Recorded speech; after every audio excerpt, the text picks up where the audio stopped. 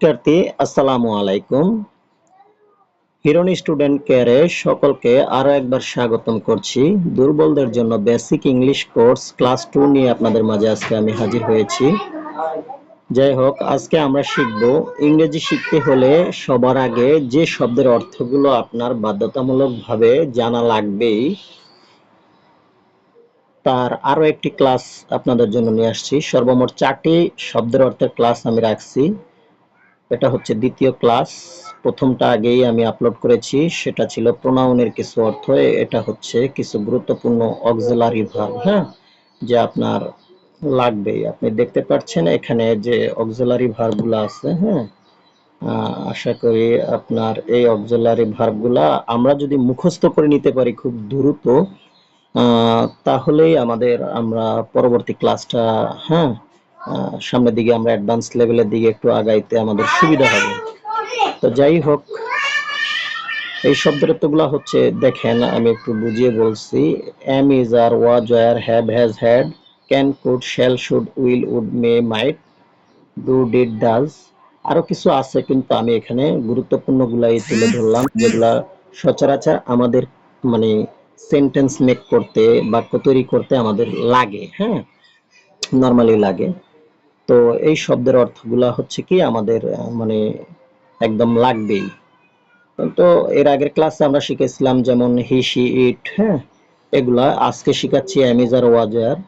তো এগুলা কেন লাগবে, কিভাবে লাগবে, অনেকে প্রশ্ন করতে পারেন। আমি মানে যারা দুর্বল তাদের জন্য আমার ক্লাস, যারা অ্যাডভান্স লেভেলের আছেন তাদের জন্য না, সরি। শুধুমাত্র দুর্বলরা আমাকে ফলো করবেন।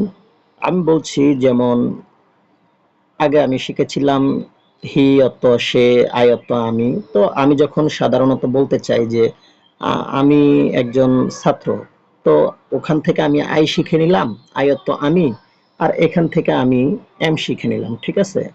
তো আই, যদি আমি এখানে লিখি আর এমটা এখানে লিখি, আই এম, আমি হই। তারপরে একজন ছাত্র, এ মানে এ একজন, আর স্টুডেন্ট মানে ছাত্র।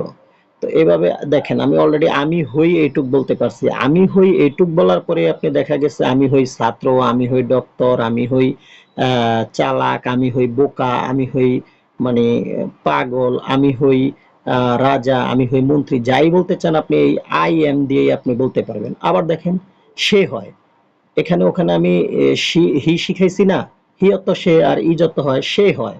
তারপরে আপনি একজন ডাক্তার, ইঞ্জিনিয়ার, তার বিষয়ে যাই বলেন না কেন, a doctor, A engineer, a mental, A prime minister, যা বলেন, he is a prime minister, he is a doctor, he is a বলতে পারবেন।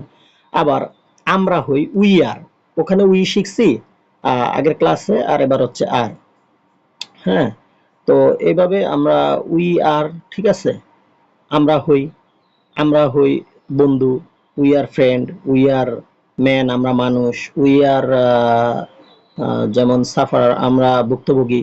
এরকম আমরা ইংলিশে বলতে গেলে আমি এই এম, ইজ, আর এগুলোর সাথে ওই আগে যে উই এগুলা শিখছি ওগুলা অ্যাড করে আমরা একটা সেন্টেন্স তৈরি করার ক্ষেত্রে হেল্পফুল হবে। আশা করি বিষয়টা বুঝতে পারছেন যে এগুলো কিভাবে কাজে লাগবে।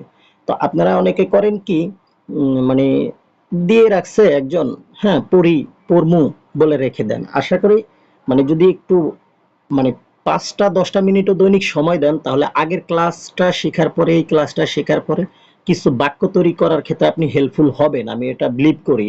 আমি যেভাবে শিখেছিলাম সেভাবে আপনাদেরকে আমি সাজেস্ট করতেছি। সো যারা মানে এখনো দুর্বল আছেন, বিশেষভাবে মানে একেবারে মানে ইংরেজি বলতে গেলে লজ্জা লাগে, ইংরেজি বলতে গেলে মানে নিজে আনইজি ফিল করেন, শব্দের অর্থ জানেন বাট মনে আনতে পারতেছেন না, তাদের জন্য আমি বলতেছি আগের শব্দগুলা, আমার প্রথম ক্লাসের শব্দের অর্থগুলো ভালোভাবে মুখস্থ করবেন, দেন আপনি এই ক্লাসগুলো মুখস্থ করবেন।